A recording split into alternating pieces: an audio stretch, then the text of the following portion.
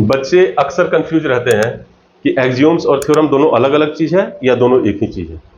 तो इसमें कंफ्यूज होने का कोई आवश्यकता नहीं है। एक्सियोम्स और थ्योरम दोनों अलग अलग चीजें हैं। एक्सियोम्स क्या है? एक्सियोम्स एक फंडामेंटल ट्रूथ होता है, एक ऐसा स्टेटमेंट होता है, एक ऐसा कथन होता है जिसको कि प्रूफ का कोई आवश्यकता नहीं है।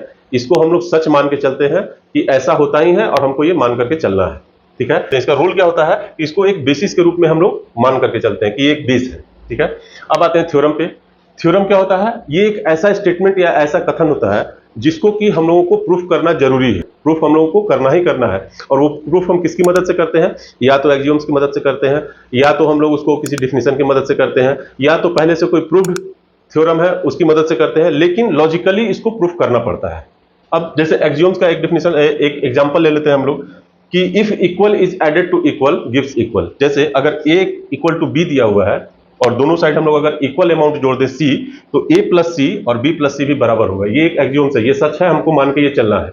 और थ्योरम का अगर हम एग्जांपल देखें तो थ्योरम का एक एग्जांपल हम सिंपल सा ये ले सकते हैं कि किसी भी ट्रायंगल के तीनों एंगल का सम 180 डिग्री होता है। इसको हमको प्रूफ करना पड़ता है। तो बेसिक डिफरेंस एक्सियोम्स और थ्योरम का यही होता है।